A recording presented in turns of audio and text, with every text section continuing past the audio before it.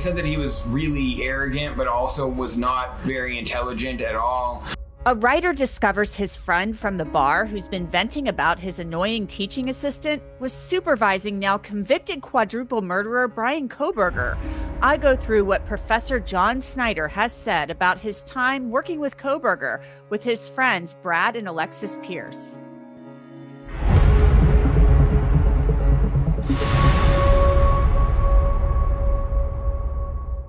Welcome to Crime Fix. I'm Angenette Levy.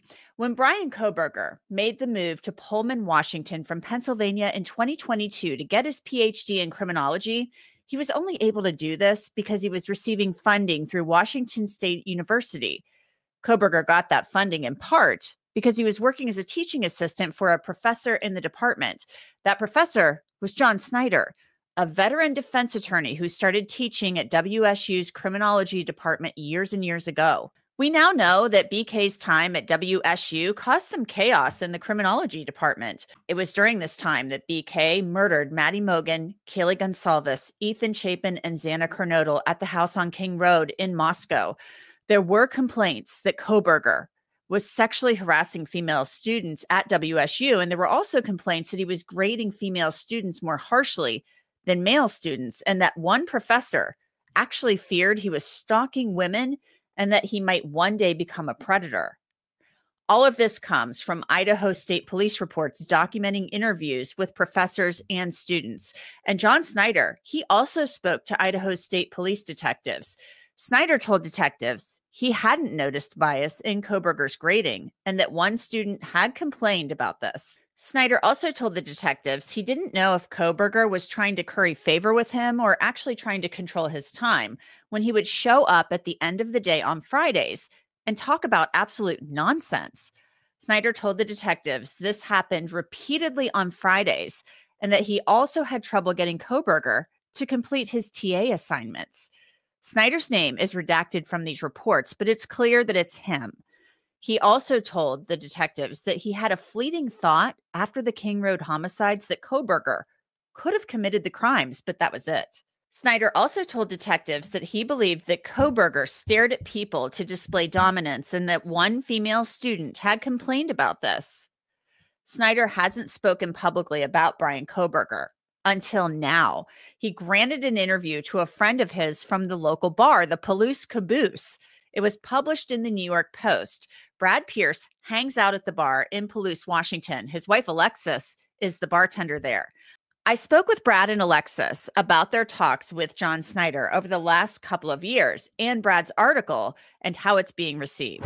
It's been really very positive. This is the largest place that I've really had anything published, and I often write about kind of niche foreign policy or, political issues. So it was something that was a wider interest, especially to people in the small town that we live in. So I've gotten a lot of really positive feedback, both from people here, from editors that I know, from the general internet. The overall comments and responses on social media and on the New York Post's page were pretty positive overall, though of course anything like that you get some people making random stupid comments. So let's turn back the clock a little bit. Let's go back to fall semester of 2022. Alexis, you work at the Caboose, and John Snyder, Professor John Snyder, he's a regular, right? Yeah, he's probably one of our favorite regulars. If you spend any time at the same bar a lot, you have like this kind of like little bar family. So I could always kind of tell if he was having like a good day or a bad day, or if he wanted a fancy beer, I call it, when he has something a little nicer than a Coors Light. And he just kind of kept getting more and more run down as the semester went on. When did he kind of start talking about this TA who was kind of giving him some trouble? I don't specifically quite remember when he was talking about it. You get a little busy, you get kind of normal work complaining, chit chatty. It was definitely, I know, closer more towards the end of it, he was getting real fed up.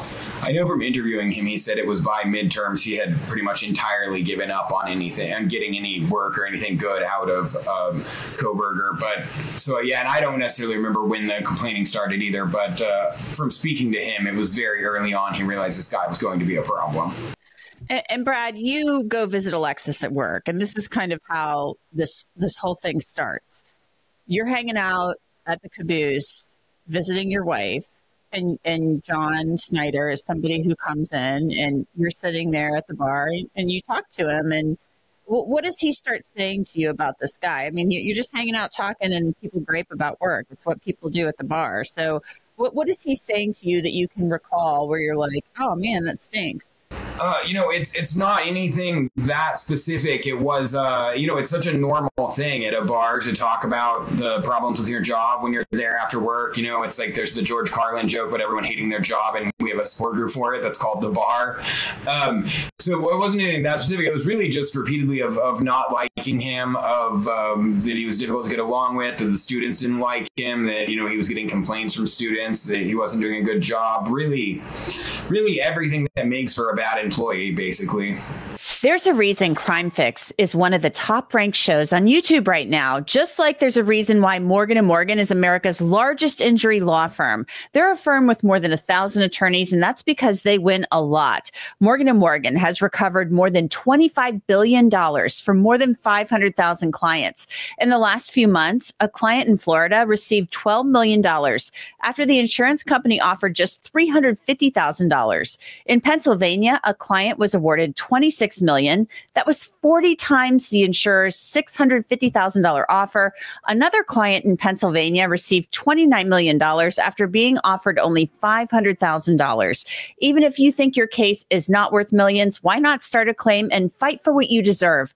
Morgan & Morgan makes it truly so easy. You can start a claim from your phone in just 8 clicks. So if you're ever hurt, you can easily start a claim at forthepeople.com/crimefix by clicking the link below or scanning that QR code that you see on your screen. And is this anything that you had ever kind of really heard him complain about before? I mean, everybody has gripes about their job. There are little things that bother you, but we're learning a lot of detailed information now that these police reports have come out, that after the murders and when they figure out that Bryan Kohberger is the suspect, they go to WSU and they interview these students and the faculty. And my God, this guy was like accused of sexual harassment. There were a massive number of complaints. I mean, he was causing big time problems in that department. Yeah, according to John, a lot of those people that keep talking to the media didn't really know him or weren't in the class for these things and are kind of just people that want attention. So it's kind of hard to say what the credibility of that is. Though, of course, he wasn't monitoring every interaction the guy had either. But at least a few of the most prominent people, I don't have any names on mine, I probably shouldn't say them if I did, but he said he knows weren't there for the various situations that they're describing, so at best heard them secondhand. But regardless, he made a bad impression on basically everyone he met. That is universally agreed on. Let's fast forward to late December. It would have been the very end of December, early January 2023. When does John Snyder come in and drop this bomb on you guys that Bryan Kohberger is the TA that's been causing him these headaches all semester long? At the bar I work at, we typically will close at least for holidays a little bit. And I think that year we had happened to decide to close between Christmas and New Year's. And I think he was arrested at the 26th. On the 30th. On the 30th. Okay. So, yeah, we happened to be kind of at a lull there. So it was the first day that the bar had reopened again. And, yeah, that's when he walked in. And I can always tell when he's having a bad day. And he looked probably the worst I've ever seen him. And he just kind of stared at me, and there was a newspaper sitting on the bar, and he just kind of picked it up, and I was like, it was him. Because, yeah, I had put it together already, and that has to be John's guy, John's TA. So, Brad, you had put it all together based on what you had heard in the news that has to be John's TA. Yeah, I mean, I kind of just, I assumed it had to be just once they said that. I mean, it took me a little while, but yeah, it was my assumption, and then it turned out to be true. So what does he say to you guys when he comes in the bar and he holds up the newspaper? I mean, what does he start saying, if anything, to you about, oh my God, like this mass murderer, quadruple murderer is my TA? Like, what does he talk about? What does he say?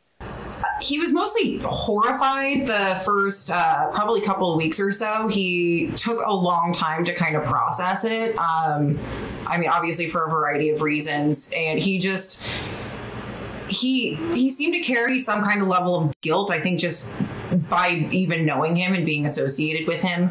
And it was really hard on him. He went to talk to the police like immediately, just with any help that he, might be able to have.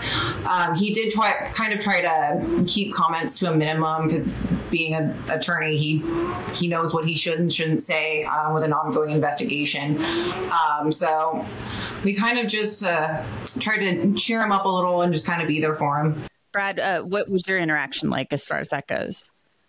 Yeah, it was pretty clear he didn't want to talk about it, but it was mostly just him saying that he was an the whole time, and then they put the gag order on it really fast, which I later learned that he wasn't actually under until the very end, because he hadn't been called as a witness until like 2 months before the plea deal was made. But regardless, he was clearly playing it close to the chest, so I really didn't prod it until the plea deal, when I started convincing him to let me do an interview. So John Snyder, 2 months before the plea deal was announced, he was made aware by prosecutors, I assume, that he was probably subpoenaed, and he was told, we're going to need you to testify potentially. Actually, the defense subpoenaed him, and he says he assumes as a sentencing witness, and they don't really have to tell you why, but yeah, it was the defense that subpoenaed him. Interesting. That's interesting to me, because John Snyder, according to everything I've read in the police reports, did not have a positive interaction, a positive experience with Bryan Kohberger. Yeah, he also, I don't know, had no reason to believe he was violent until this happened and whatever else. He also has a low opinion of Bryan's ability to remain safe and alive in prison. I really don't know. He said overall he conducted about 10 hours of interviews over this, which, like, as an attorney, says it's not really that much for this large of a case, between the police and both sides of it. So for one reason or another, it's the defense that decided to subpoena him, even though he didn't know anything. What was John's reaction to Bryan Kohberger actually pleading guilty? He was relieved. I mean, we're in an area where, there's a lot of firing squad jokes. But also, again, as a defense attorney, he also understands what a full trial and appeals would mean for the victims' families and everyone else involved. So, it's a mixed bag, but I think he was relieved that at least a chapter is over in this entire situation. Mm-hmm. How did you convince him, Brad, to do an interview with you? There'd been speculation about him on the internet, and he had done a few emails back and forth like a New York Times reporter, but I do think he was overall ready to tell his story, even though he hadn't wanted to do so, just because his name had been mentioned so much with the case. So since he knew me and he knew it would help out my career and everything else, he didn't actually take very much prodding at all. I got him to agree to it pretty easily. Interesting. So how long did this take, and how did it unfold? Well, I really arranged it the oldest fashioned way possible. I ran into him at the bar and got him to meet me there on a different day. So the interview was only a couple of days after we set it up. I interviewed him for 2 hours to write the article that ended up being 1,500 words. This is kind of my writing style generally, whether it's an interview or books or whatever, is that I get a whole lot of information and then I distill it as well as I can. And then from there, it was a few weeks to get it published. It actually turned out my editor was on medical leave shortly after I got this done. But regardless, then we got it out really fast once she was back and ready to work, because she was very excited about the piece. I'm sure. So talk to me about what exactly it was that John Snyder felt made Bryan Kohberger fit the words he used to describe him. He said that he was really arrogant, but also was not very intelligent at all. you do see other professors making statements like about how, like the one said, he's so smart, we'll have to give him a PhD in 4 years if he stays here, which is nonsense because he had already been kicked out of the TA program by the time he was arrested, But yeah, I mean, he basically felt like that he was really arrogant despite not being intelligent, and that he was really desperate for attention and ways to control people, and that he was probably, was really trying to get laid with the women and doing very unsuccessful at getting them interested in him. That was kind of the combination of traits that he felt like was making him so bad at his job, both like as a student and as a TA, because like he both wasn't helpful in class in terms of getting papers graded or writing tests or anything like that. He also wasn't teachable in terms of the aspect of John's job that is supposed to be teaching him to be a professor, Did John feel like, and I don't know if you asked this, but did he feel like maybe Bryan Kohberger was just using this whole criminology thing as a cover to commit crimes? I kind of said that in the Post article because that's what I took from the interview and from the broader situation. He didn't really say that directly, though. It kind of seems self-evident to me that he was using studying criminology to become a better criminal, not to help anyone solve crimes or prevent them or whatever. Mm-hmm. Because I'm just wondering if he felt that way because. And I'm saying because he became obsessed with serial killers and all these things. So it's not, he's obsessed with it because that's what he wants to be. So it's just this whole, I want to be a professor. It's just all bogus. I did kind of ask about that, if he had ever been in a situation before where he thought like a student was too interested in serial killers in such a way that it would make him think that it was something that they wanted to do, not something they wanted to understand for the common good or whatever. And he said that there's not that many students you get to know having a huge amount of them, but that grad students usually more of them, but that it hasn't really crossed his mind with any other student, and it didn't with Kohberger either. He primarily just thought that he had an exaggerated opinion of himself. John Snyder was a defense attorney before he was a professor. So he's dealt with criminals his whole career. Did he feel like at all that he saw anything in Kohberger kind of in hindsight that made him feel like this guy, he's not studying criminology. He's somebody who has criminal thinking. He is a criminal. Yeah, well, he didn't see him in class that much, and he saw him the most when Kohberger was, just bothering him after work and stuff like that. But he did say, because I asked about this, that he doesn't feel that his time as a defense attorney made him, really better at spotting evil than the average person, because he only dealt with, a few homicides and all that time. He did occasionally have really evil people, but, his county is about 50% associated with the university. So as a public defender, especially when you're only dealing with people that don't have their own resources, it's overwhelmingly younger people that screwed up, or people that repeatedly drive without a license, or just various kind of mistakes or crimes of immaturity or poverty, as opposed to people that are really career criminals or inherently violent or anything else. So he just said that nothing about that career really prepared him for, picking out someone being extraordinarily evil. Right. What was it like when these murders first happened? You're over in Pullman, so it's about a 15-minute drive from Moscow. Was there fear in Pullman after these murders happened? Okay, so let's clarify, actually. We live in the city of Palouse, which is about 15 miles north of both Pullman and Moscow. And Pullman is only 8 miles from Moscow, actually. That's one of the things Howard Blum had wrong in that book.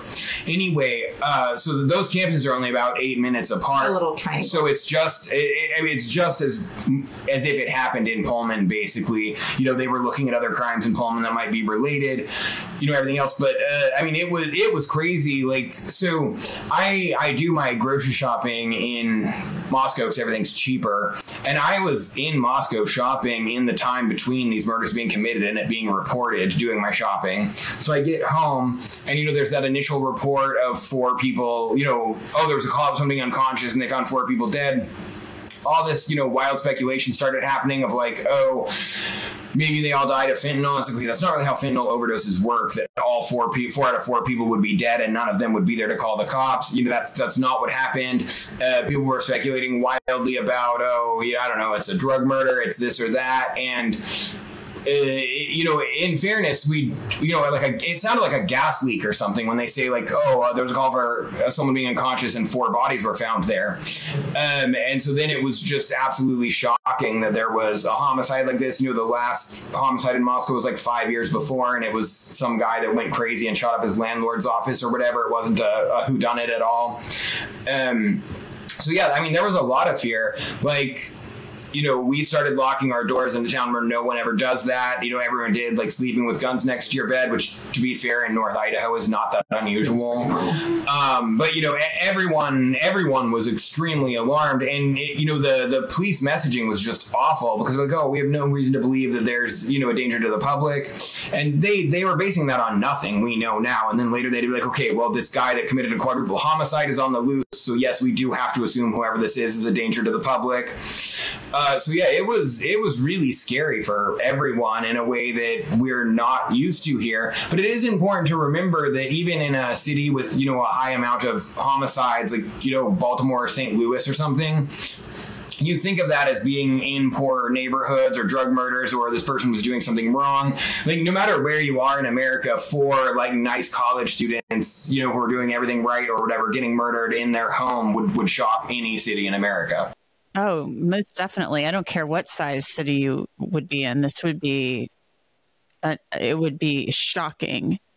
I think it's more shocking just because of how safe Moscow seemed to be.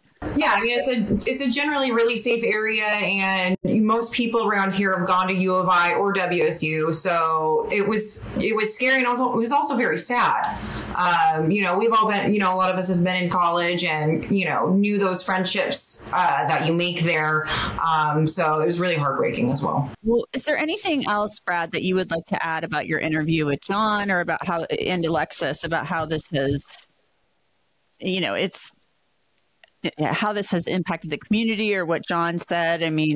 This is it's one of the worst. I've covered a lot of horrible cases, but this is one of the worst I've covered.